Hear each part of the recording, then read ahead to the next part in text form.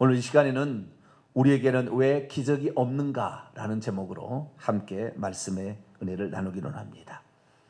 오늘도 거룩한 주일에 주님 앞에 예배하는 날 여러분들 하나님께서 진심으로 사랑하십니다. 하나님의 이 놀라운 사랑이 오늘도 이 거룩한 주일에 여러분의 영혼과 삶과 가정과 사업장에 함께 하시게 되기를 간절히 바랍니다. 성경에 보면 참 많은 기적들이 기록되어 있습니다. 기적들에는 크게 단체적으로 임했던 기적이 있는가 하면 개인적으로 임한 기적이 있습니다. 성경에 나타난 기적들을 종합해 보면 약 200여 가지의 놀라운 기적들이 기록되어 있습니다. 그 가운데 몇 가지만 좀 살펴보겠는데요. 구약시대의 경우 개인이 받은 기록만 해도 상당히 많은 숫자의 기적들이 나타나 있습니다. 몇 가지만 추려보자면 남유다 13대 왕 히스기야 왕이 병들어 죽게 되었을 때 무화과나무 뭉치를 당처에 바르자 낫게 되고 15년을 더 연장받습니다. 나만 장군은 문둥병에 걸렸으나 요단강물에 7번 몸을 잠글 때에 어린아이 같이 여상하여 살이 휘어졌다라 말씀하고 있습니다.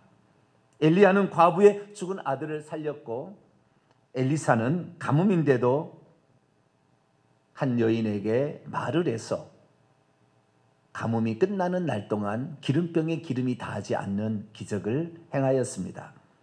다니엘의 세 친구는 풀무불에 들어가 타 죽어야 되는데도 불구하고 머리털 하나 그슬리지 아니하고 풀무불에서 살아나왔습니다. 평소 때보다 7배 더 뜨거운 불을 지폈지만 죽지 않고 살아난 것이죠.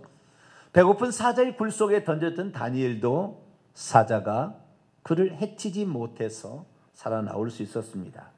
신약에 들어와서는 우리 주 예수 그리스도께서 행하신 기적을 많이 보게 되는데요. 가나 혼인잔치에 갔더니 포도주가 떨어졌는데 물로 포도주를 만들어서 잔치를 즐겁게 마치게 했습니다. 38년 된 문둥병자가 베데스다 목가에 누워 있었으나 주님 말씀 한마디에 들것을 가지고 집으로 돌아가게 되었습니다.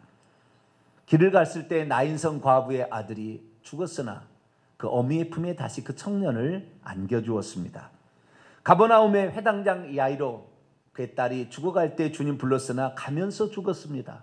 그러나 주님께서는 세 제자를 데리고 들어가서 그 딸을 살려주셨습니다. 12회를 혈루증으로 앓는 여인도 예수님의 옷가를 만지자 그 혈루 근원이 말랐다 이렇게 기록되어 있습니다. 예수께서는 물고기 2마리와 떡 5개로 5,000명을 먹이시고도 12광주리를 남는 기적을 행하였고 베드로에게는 네가 낚시하여 끌어올린 물고기의 입을 열어보면 한 세겔이 있는데 너와 나를 위하여 세금을 바치라 말씀하셨습니다. 날 때부터 소경된 자의 눈을 뜨게 하셨고 죽은 지 나흘 된 나사로도 살렸습니다. 바람과 풍랑도 말씀 한마디로 잔잔케 하셨고 말이 떨어지가 무섭게 나무는 뿌리채 말라 죽었습니다. 베드로는 대낮에도 그물이 찢어지도록 고기를 잡았고 그리고 이 베드로도 예수님을 보고 많은 기적들을 행하였으니 그도 죽은 과부 꼭 필요한 그 과부를 다비다를 살려내었습니다.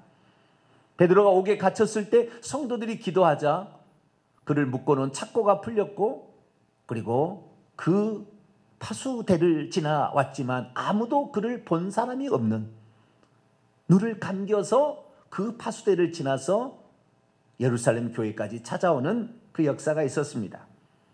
바울도 3층에서 떨어진 청년 유두고를 살았다 말하면서 그의 다시 차가운 그 심장을 뜨겁게 만들게 해 주었습니다.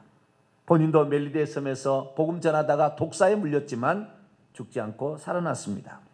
그런데 왜 오늘 이 시대에는 우리에게 이런 기적이 많이 일어나지 않는 것일까요? 나도 이 세상에 살고 있고 나도 이 세상에 육신의 한계를 가지고 있는 사람이라 한다면 우리가 주님을 섬길 때 기적 한 개쯤은 우리들도 가지고 있어야 주여 주님께서 나에게 이런 역사를 하시지 않았습니까? 라는 그런 말을 할 수 있지 않겠습니까? 그렇다면 우리는 어떻게 할 때 기적을 체험할 수 있을까요? 그래서 오늘 이 시간에는 기적을 체험했던 한 사람을 소개할 것입니다. 오늘 본 말씀은 나이 많이 먹은 사가랴가 분향하는 제사장이 되어 성소에 들어가서 기도하였을 때에 한 천사가 나타나 그가 아들을 낳게 될 것이고 그 아이가 장차 메시아의 오실 길을 예비하는 자로 쓰임받게 될 것이라 라고 했다는 말씀입니다. 사가랴는 나이가 많은 사람이었고 그의 아내는 불임이었는데 어떻게 되어서 늙음하게 아들을 낳게 되었을까요? 누구든지 사가랴처럼 기도만 하면 기적이 펑펑 쏟아지기라도 합니까? 아니면 하나님의 말씀과 규례를 잘 순종하고 있으면 그냥 기적이 바로 일어나는 것일까요? 아니라면 제비를 잘 뽑아서 성소와 같은 아주 영험한 장소에 들어가 있으면 기도가 잘 응답이 되는 것일까요? 대체 사가랴는 어떻게 되어서 불임인 아내를 두었지만 늙음하게 자식을 낳는 기적을 체험하게 되었을까요? 성경시대에는 참 기적이 많이 나타납니다. 그런데 오늘 이 시대에는 기적이라는 것이 거의 없습니다. 왜 기적이 없는 것일까요? 오늘 본문 말씀은 BC 7년 3월경, 그러니까 예수님께서 잉태되기 6개월 전에 유다 땅 헤브론에 살고 있는 제사장 사가랴가 예루살렘에 올라가 제사장직을 수행하고 있을 때 일어난 한 기적의 사건을 소개하고 있습니다. 제사장 사가랴는 의인으로서 흠이 없는 자였다고 기록되어 있습니다. 그러나 단점이 하나 있으니 그의 아내가 임신을 하지 못하는 사람이었습니다. 그래서 자식이 없었습니다. 두 사람은 점점 나이가 많아졌고 결국에 소망이 없어졌습니다. 그런데 제사장은 반드시 아들이 있어야 합니다. 왜냐하면 제사장은 아들로 말미암아 제사장직을 물려줄 수 있게 되었기 때문이죠. 이제 나이가 차서 제사장직을 물러날 시기가 되었는데 이 사가랴는 아들이 없었습니다. 그런데 그 생애에 가장 놀라운 한 순간이 그에게 찾아왔습니다. 제사장의 직무를 수행하는데 하나님의 성소에 들어가 분향하는 기회가 주어졌기 때문이죠. 그래서 그는 성소 안에 들어가 분향을 한 후에 간절히 기도를 드렸는데 또 백성들은 밖에서 기도를 하고 있었는데 놀라운 일이 일어났습니다. 하나님의 최측근인 천사 가브리엘 천사장이 나타나더니 그가 아들을 낳을 것이고 그가 메시아의 오실 길을 준비하게 될 것이다 라는 말씀을 일러 주었습니다. 대체 사가랴는 어떻게 되어서 늙음하게 아들을 보게 된 것일까요? 어떻게 그의 삶에도 이런 기적이 느닷없이 나타나게 된 것일까요? 우선 우리는 사가랴가 그리고 이 사가랴가 기도하는 그 장면 속에서 어떻게 해야 기적이 나타나는지를 우리에게 소개해주는 이 결정적인 단서들을 발견해야 합니다. 그리고 우리의 삶에도 어떤 어려움이 찾아오게 될 때 이 사가랴가 했던 방법들을 그대로 우리가 사용한다면 우리의 삶에도 기적이라는 것이 있고 기적이라는 게 있으면 상당히 사람이 담대해지고요. 기적을 가지고 있으면 든든합니다. 그리고 한번 기적을 체험하게 되면 어떤 어려운 점이 온다 할지라도 그 기적 가운데 역사했던 하나님을 신뢰하기 때문에 흔들리지 않고 살아가게 되는 거죠. 저와 여러분도 기적 한 개쯤은 갖게 되기를 축원합니다. 그러면 사가랴는 대체 어떻게 되어서 이 기적을 체험하게 된 것일까요? 우선 사가랴 제사장이 어떤 사람인지부터 잠깐 좀 살펴보도록 하겠습니다. 5절 말씀입니다. 유대 왕 헤롯 왕 때에 유다 레위 자손의 아비야 반열에 제사장 한 사람이 있었습니다. 아비야 반열은 이 다윗이 제사장이 많아졌을 때에 아론의 두 아들 엘르아살과 이다말이라는 두 아들에게 제사장직을 물려주게 되는데 그 후손들이 제사장직을 수행하게 됩니다. 그래서 이 엘르아살과 이다말 가운데 엘르아살 자손이 훨씬 많았습니다. 그래서 그 밑에 족장으로 16개 반차를, 그리고 이다말은 8개 반차에서 24개 반차를 정했을 때 8번째 반차에 해당되는 것이 아비야 반열입니다. 아비야 반열에 속한 이 사가랴가 제사장으로 봉사하게 되었죠. 이는 유대 땅 헤브론에서 살고 있었는데 제사장의 전례를 따라 제사장의 직무를 수행하기 위하여 예루살렘에 오게 된 것입니다. 당시 제사장들은 예루살렘에 살고 있었던 게 아닙니다. 여호수아 때 가나안 땅을 분배했을 때 레위 자손들은 가나안 땅에 흩어져 살라 이렇게 명령을 받아서 48개 성읍과 그 목초지를 줘서 거기에서 먹고 살도록 이렇게 했다가 제사장직을 수행하게 될 때 와서 예루살렘에서 제사장직을 수행하게 된 것이죠. 그 중에서 유다 지파, 시므온 지파에서 9개 성읍, 베냐민 지파에서 4개 성읍, 총 13개 성읍에서 거하고 있었는데 그 중에 하나가 헤브론입니다. 아론의 후손이었던 이 사가랴는 헤브론이라는 성읍에서 살고 있다가 예루살렘에 와서 이 제사장직을 수행하게 되었습니다. 그런데 이 제사장들이 당시에 1000여 명이었다고 합니다. 그러니까 이 제사장이 감당해야 될 일을 어떤 분량으로 보게 된다고 한다면 백성들이 얼마나 많이 양을 가지고 와서 제사를 드리더니 하루 종일 피비린내 나는 제사를 드렸다는 거예요. 그래서 그 제사를 드릴 때 이 번제단에 이 제사를 드리는 제사장은 엄청 많았어요. 그런데 이 성소에 들어가서 분향을 하는 이 제사장은 그 1000여 명 가운데 한 명, 그러니까 이 성소에 들어가서 분향할 수 있는 그 특권을 받는다는 것은 대단한 것이죠. 그런데 제비를 뽑아서 그걸 선택을 했다는 거예요. 그래서 이 1000여 명이 모인 그때에 이 제사장들 가운데 제비를 탁 뽑았는데 이 제비에 당첨된 사람이 누구였느냐? 이 매일 가서 하는 일이에요. 매일 이 분향하는 일은 성경의 출애굽기 3장 보면은 아침과 저녁에, 아침에 그 7금 등대에 불을 켤 때에 가서 분향을 하고 아침에 불을 끌 때죠. 아침에 불을 끌 때에 가서 분향을 하고 저녁에 7등대에 불을 밝힐 때에 분향을 했습니다. 그래서 이 분향한 사람은 7금 등대에 불을 켜고 끄고 가서 분향을 한 거예요. 매일 하는 일이에요.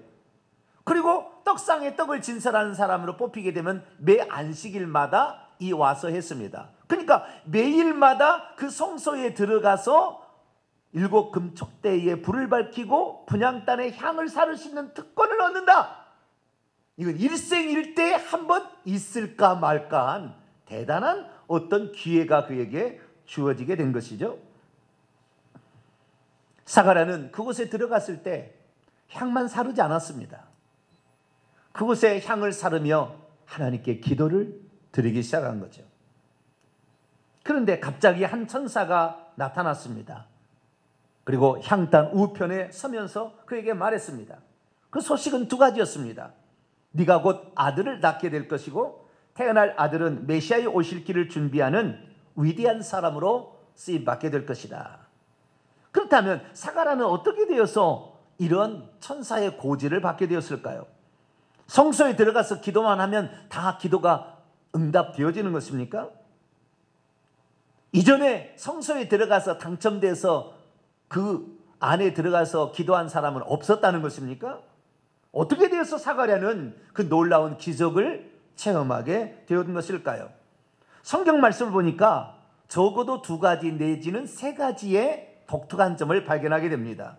자, 5절 6절 말씀을 다시 한번 성경을 보도록 하겠습니다.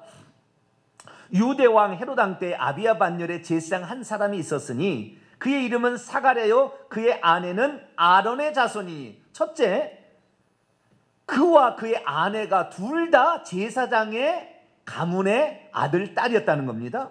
이름은 엘리사벳이라. 이 2사람이 사가랴와 엘리사벳이라는 이 부부가 둘 다 가장 경건한 거룩한 직분을 수행하는 가문의 자식으로 태어났다는 거예요. 좀 더 들어가 보면 이 이름에 이스라엘은 부모의 신앙이 들어가 있습니다. 이름을 어떻게 짓느냐? 보통 아버지나 할아버지가 이름을 짓습니다. 그런데 그 사가랴의 아버지는 이름이 나오지는 않았지만 사가랴라고 그 아들의 이름을 지었습니다. 사가랴라는 말은 사가리야, 여호와께서 기억하신다라는 이름입니다. 당시 이 계시가 끊겨서 400년 동안 어둠 가운데 처해 있던 이 상황에 하나님께서는 우리 유대 민족을 버리지 아니하시고 반드시 우리를 기억하셔서 찾아오신다라는 말로 사가랴라는 이름을 지었다는 거죠.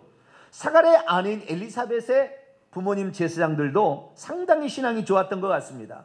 왜냐하면 그의 딸 엘리사벳을 이름을 지을 때 내 하나님은 맹세의 하나님이다 라고 불렀기 때문이죠.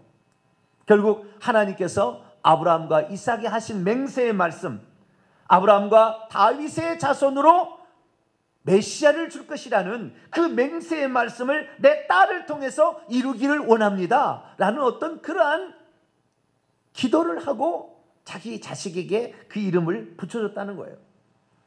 결국에 이 두 사람의 부모님도 신앙이 좋았고, 그 다음에 이 두 사람의 부모님의 신앙이 자기 때 하나님께서 자기를 돌아보고 그리고 메시아를 보내주실 것을 간절히 기도하는 내용이 담겨 있었다는 거죠.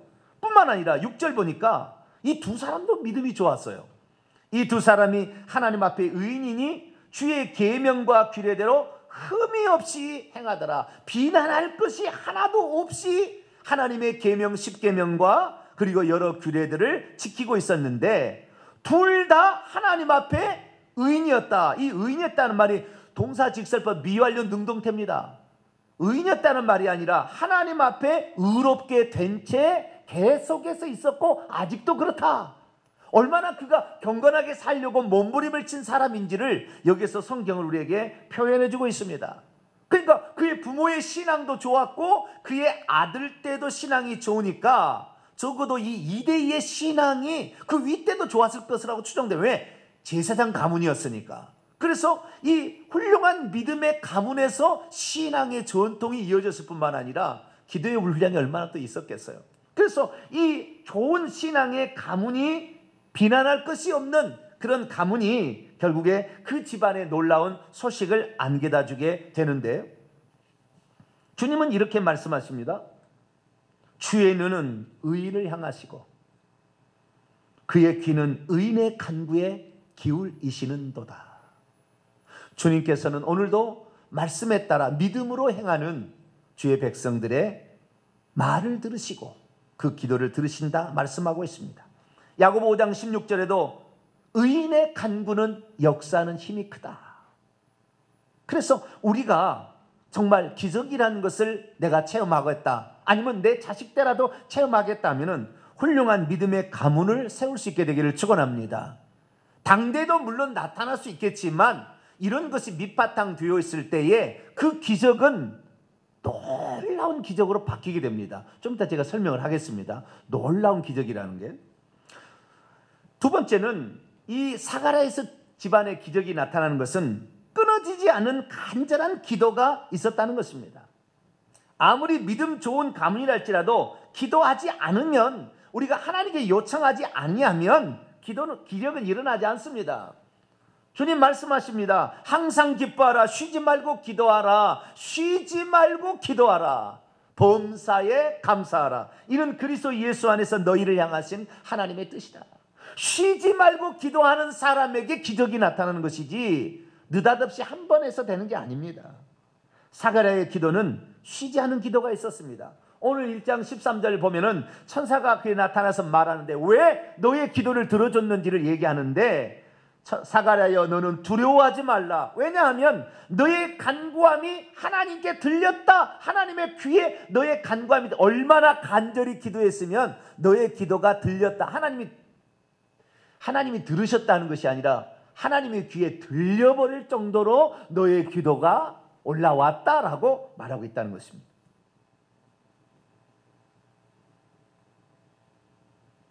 그는 간절히 하나님께 기도했던 것이죠. 뿐만 아니라 둘째로, 여기 중요합니다. 이게 아주 중요한데요. 오늘 9절 10절 말씀 보면 이 사가랴가 성소에 들어가서 분향할 그 시간에 모든 백성들은 밖에서 기도하고 있었는데, 이 기도하고 있었다는 말이 원문에 보니까 미완료, 현재. 여기도 계속해서 그 기도와, 그러니까 분향하는 시간에 백성들은 밖에서 계속해서 같이 기도를 해줬다는 것입니다. 간절한 기도와 끊어지지 않는 기도가 있었다는 것이죠. 이 세상에 기적이라는 것이 딱 나타나는 건 딱 두 가지. 하나는 믿음이 있었고요, 하나는 기도가 있었던 거예요. 믿음이 없어도 기적은 안 나타나고, 기도가 없어도 기적은 안 나타나는 것입니다. 내 삶에 기적이 없다, 이 사람은 믿음의 어떤 그 든든함이, 돈독함이, 신앙의 돈독함이 아직 없는 것이에요. 두 번째는 기도가 부족한 것이에요. 이 두 가지가 있을 때에 기적이 나타나는 거예요. 그래서 많은 사람이 그 믿음과 기도로 이 기적을 체험하게 되는데, 기적도 본인이 그런 것이 아니라 남이 그렇게 해도 도움을 받을 때도 있어요. 남이 그렇게 해줘서. 그래서 나는 진짜 믿음도 없고 나는 기도도 않지만 누군가의 간절한 기도로, 부모의 간절한 기도로 내가 그런 기적을 체험할 수도 있어요.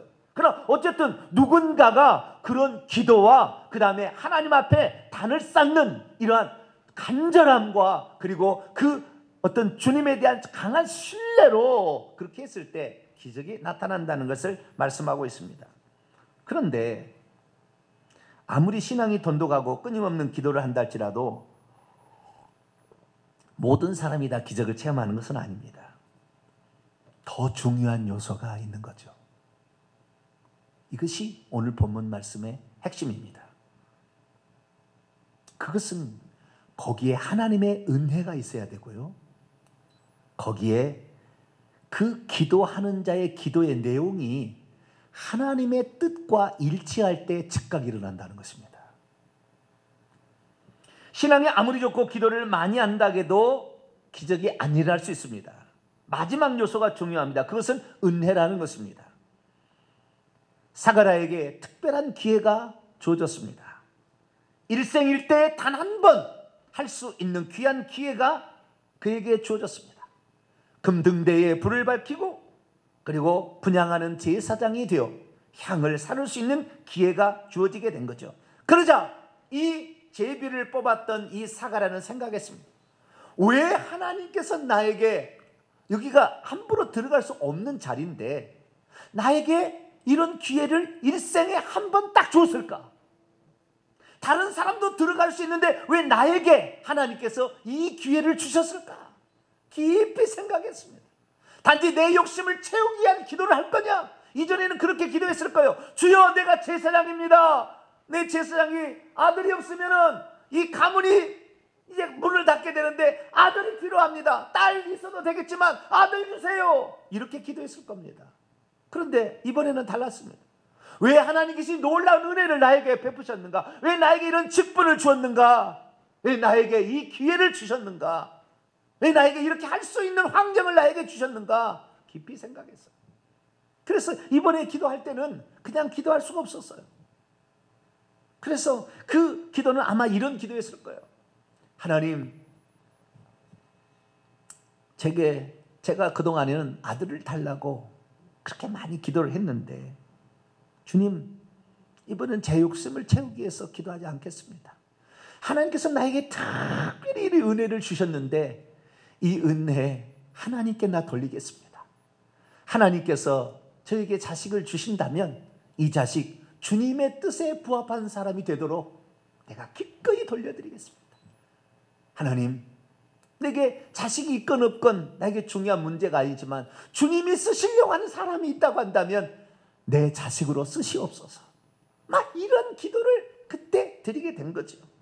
뿐만 아니라 거기에 더불어서 이 백성들도 분향하는 시간에 밖에서 기도했는데 그들은 무엇입니까? 우리 민족에게 계시도 없습니다. 이제 이 칠흑 같은 어둠을 밝힐 수 있는 메시아를 주시옵소서 같이 기도했는데 그 메시아는 이사야 40장과 말라기 3장을 보니까 그 메시아를 오실 길을 예비하는 사람이 있어야 오게 돼 있었거든요. 그러니까 하나님의 마음에 그것이 합하게 된 거예요. 그 사가랴가 이 하나님께 특별한 그 은총을 받아서 기도를 하게 될 때에 그는 자신이 아들을 낳기를 바랬다기보다는 하나님이 쓰시기에 합당한 사람을 주신다면 기꺼이 드리겠습니다라는, 어쩌면 구약시대 사무엘상 1장에 나오는 한나의 기도하고 비슷한 거예요. 한나는 매일 성전에 올라갈 때마다 간절히 기도했어요. 두 번째 부인 브린나는 시간만 되면 자식을 펑펑 잘 낳았습니다. 그러나 한나는 그러지 않았습니다. 근데 브린나는 성전에도 찾지 않는 불신자의 어떤 삶을 살았습니다. 그러나 한나는 매년마다 남편을 따라서 성전에 가서 기도를 했습니다. 둘째 부인 브린나는 얘도 낳지 못하는 사람이냐고 늘 그렇게 했을 때 얼마나 마음이 아팠겠어요.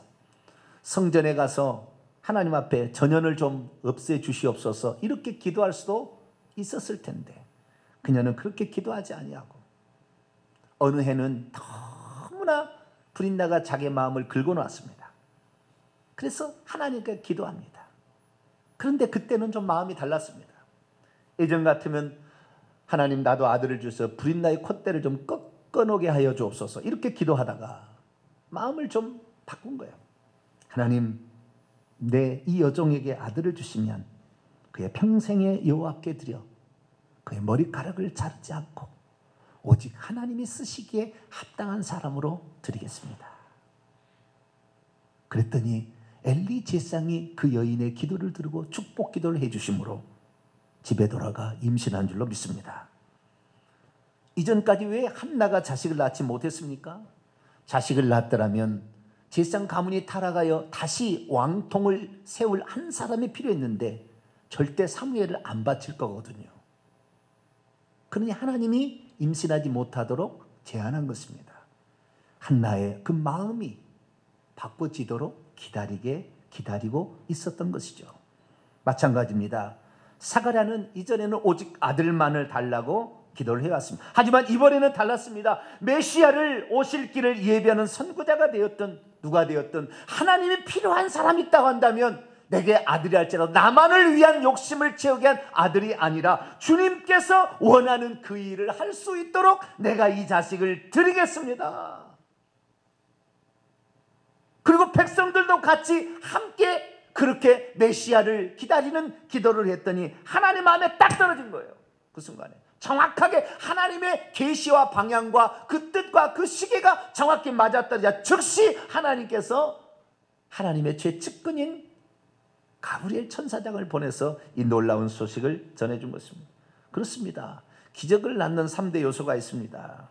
주님 말씀에 순종하여 신앙의 덕을 쌓게 되기를 축원합니다. 1대가 아니라 2대, 3대면 더 좋습니다. 두 번째는 끊임없이 기도하되 간절하게 기도할 수 있게 되기를 축원합니다. 오늘날에 기적이 없는 것은 간절함이 빠졌기 때문입니다. 끊임없이 기도함이 빠졌기 때문입니다. 세 번째, 그렇다고 해서 늘 기적이 일어나는 건 아닙니다. 하나님께서 내게 왜 이런 은혜를 주셨을까? 내가 왜 이런 환경에 하나님이 특별한 은혜를 베풀었을까? 이런 좋은 교회에, 이런 좋은 믿음의 환경에 나를 두게 했을까 생각하며 하나님의 관심사로 나의 시선을 옮겨서 주님의 뜻에 부합한 기도를 드리게 된다면 하나님께서는 기적을 그에게 허락해 주시는 것이죠. 기적이란 하나님 말씀에 순종하고 끊임없이 기도하되 하나님의 뜻과 일치하는 기도를 드리는 것입니다. 결국 사가랴는 어떻게 되었습니까? 불임이었던 엘리사벳이 나이가 들었음에도 늙음하게 아들을 낳는 기적을 맛보았습니다. 뿐만 아니라 그의 아들은 메시아의 오실 길을 예비하는 선지자적인 위대한 인물을 부여받았습니다. 여자가 낳은 자 중에 최고의 자식을 이 부부가 낳게 된 것이죠. 성경의 기적들을 돌아보게 되면 우리는 이 성경의 기적들이 두 가지 특징이 있다는 것을 발견하게 됩니다. 하나는 자기만을 위한 기적으로 끝나는 기적이 있는가 하면 하나는 자기만이 아니라 다른 사람들까지 유익하게 하는 기적이 있다는 거예요.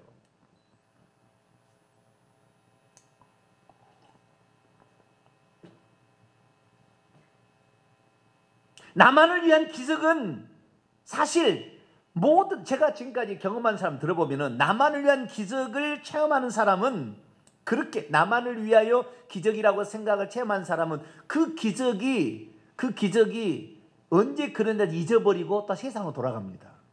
그러나 이것이 나만을 위한 기적이 아니라 나를 통하여 하나님의 뜻을 이루기 위한 것이었다라고 딱 생각되는 그 기적을 체험하게 되면 이 기적은 온통 하나님을 위하여 가게 되는 거예요.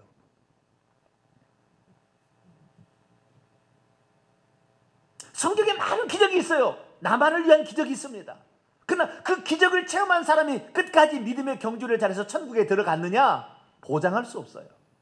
오늘날도 그렇습니다. 기적을 체험한 사람들 그 기적을 통하여 하나님 천국까지 들어갔느냐? 그것도 걱정스러워요. 그러나 그 기적이 나만을 위한 기적이 아니라 이 공동체와 이 하나님의 교회와 그리고 온 세계를 살리기 위한 하나님의 뜻이라고 생각한다면 그 기적으로 말미암아 내가 얻은 그 기적을 온통 하나님을 위해서 사용하게 되는 거죠.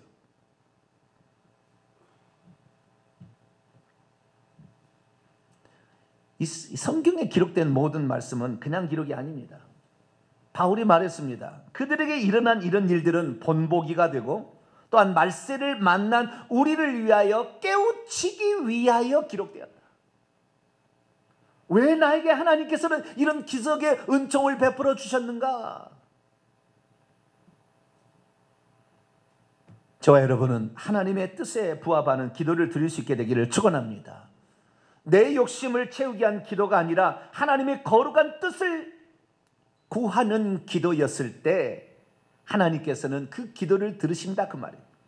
우리가 아무리 신앙의 덕을 쌓고 간절히 기도해서 얻은 기적이라 할지라도 하나님의 뜻과 일치하지 않으면 그 기도는 개인적 기쁨으로 끝나다가 소멸되고 말 것입니다.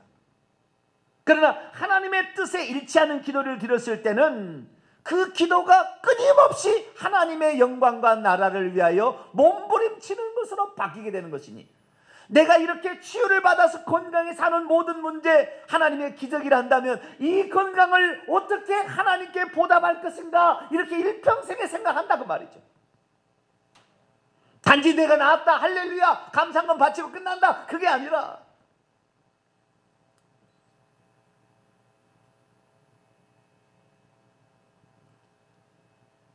예수님의 그 기적은 그래서요. 하나만 제가 예를 들어보겠습니다. 요한복음 9장에 나면서 눈먼 자가 실로암 목가에 가서 고침받은 사건이 나옵니다. 그런데 그 사람이 왜 그러면은 예수님께서 치료해 주셨을까? 예수님은 계속해서 당신을 소개하고 싶었어요. 내가 누구냐? 나는 세상의 빛이다. 어둠에 속한 자는 그 가는 길을 알지 못하나니 나는 세상에 생명을 주러 왔다. 나는 세상의 빛이다. 그것이 요한복음 8장에 나와요. 초막절에 한밤중에 성전에 불을 밝히며 그 초막절의 즐거움에 춤을 추는 자들을 향하여 너희들이 어둠의 영적인 어둠에 쌓였다는 것을 전혀 모르는구나. 그래서 그 소경의 눈을 띄워줌으로 나는 세상에 빛으로 왔음을 너희들은 계속해서 기억하거라. 그것을 말해주려는 기적인 거죠. 그러니까 설령 그 사람이 믿음이 적었고 혹시 기도가 적었어도 하나님의 뜻에 합당한 대상이 있었던 거예요. 그러니 하나님께서 그 소경의 눈을 띄워준 것입니다. 우리 동탄명성교회를 생각해 보았습니다. 왜 하나님께서는 우리 동탄명성교회에 이 세상 교회들이 가지고 있지 않는 엄청난 은혜를 베풀어 주셨을까? 우리 교회는 이 세상이 예수 그리스도를 믿어도 회개치 아니하면 구원을 잃어버릴 수도 있다는 가르침을 깨닫게 해주셨습니다. 회개 없이는 구원이 없고 한 번 구원은 영원한 구원이 아니다. 이미 얻은 구원의 노정에 들어왔다 할지라도 얼마든지 구원에서 탈락할 수 있다. 끝까지 회개하는 자가 구원을 받을 것이다. 한 번 회개했다 해서 모든 죄가 용서되는 것이 아니고 믿었다 해서 다 구원을 받는 것이 아니다. 가진 믿음을 이대로 지켜내야 되고 그 믿음에 따른 행위가 있을 때 내 믿음이 바로 가고 있는 것을 알아야 된다. 분명한 가르침이 우리에게 주어졌습니다. 그것뿐만이 아닙니다. 한 분 하나님을 가르쳐 주셨습니다. 하나님은 한 분인데 천국에 들어가면 세 분이 있지 아니하고 한 분이 계시고 그분은 예수님이며 이분이 하나님의 보좌에 앉아 계신다. 그분이 하나님 보좌 우편에 앉으셨다는 말은 그분이 아직도 재림 전에 해야 될 임무가 있어서 중보자로서 그 기능을 수행하고 있다는 의미이지 하나님 보좌 우편에 앉아 계시는 것이 아니다. 만약에 이렇게 해서 아들 하나님 아버지 하나님 나누게 된다고 하는데 어머니 하나님 나눠서 이단이 발흥하게 되고 다신론이 종교다원주의로 그래서 아버지 하나님 어머니 하나님 하나님의 어머니 결국에 이름만 다를 뿐 알라도 하나님이다 이렇게 말하는 이러한 것으로 가서 우상 숭배가 가득 차기 때문에 하나님께서 그것을 깨닫게 하려고 우리 교회에 그런 은혜를 주신 거예요. 만약에 우리가 하나님께서 주신 이 놀라운 이 은혜를 우리가 어떻게 갚을까라는 생각에서 우리가 기도를 하나님께 시작한다면 하나님께서 그 기도를 통하여 이루실 일들은 나만의 개인적인 욕심이 아니라 이 말씀을 깨닫고 들어야 될 수많은 사람들을 살릴 수 있는 기적으로 연결될 것인데 그 기적은 천금을 주고도 바꿀 수 없는 엄청난 것으로 나타나게 될 거라는 거죠. 어느 교회가 이런 말씀을 제대로 듣고 구원을 향하여 똑바로 가고 있습니까? 교회만 나오면 구원 받는다 이런 식이지. 결국에 죽어서 슬피 울며 이를 갈게 될 것입니다. 하나님의 뜻을 모른 채 열심히 수고하면 나는 천국 가겠지. 그러나 회개의 중요성을 모르면 죽어서 지옥 가는 것입니다. 아무리 간절히 기도해봤자 한 분 하나님이라는 생각 없이 기도하면 귀신이 성령인 줄 알고 따라가서 귀신의 간략한 속임수에 넘어서 자기 병이 고침받았다 해서 일평생 동안 귀신의 노예가 되는 것입니다. 우리는 지극정성과 기도가 모든 것이 아니라는 걸 알아야 합니다. 지극정성과 기도만이 진짜 기적을 일구는 요인이었다면 욥이 그런 복을 받아야 했는데 욥은 하나님의 뜻을 모르는 채 정성과 기도를 드려서 그 집안에 재앙이 찾아왔고 자기에게도 해를 받는 엄청난 고통을 겪어야 했습니다. 우리가 오늘 믿음과 그리고 기도가 기적을 일구는 밑바탕이 된다는 것입니다. 그러나 그것만으로 끝나지 말고 내 개인적인 욕심을 채우는 기도를 해서는 그것이 한 번 그냥 기쁨으로 끝나고 없어질 겁니다. 그러나 이 기적이 나를 통하여 하나님의 공동체를 살리기 위한 방향으로 뜻을 맞춰서 기도를 함으로 그 기적을 맛보게 된다고 한다. 이 기적은 엄청난 기적이라는 거예요. 위대한 기적이라는 거예요. 이런 위대한 기적을 저와 여러분이 오늘부터 작정하고 기도해서 일생에 한 번 꼭 경험하시게 되기를 간절히 축원합니다. 기도하겠습니다. 거룩하신 하나님, 수많은 사람들이 교회에 나와서 기도를 드리고 정성을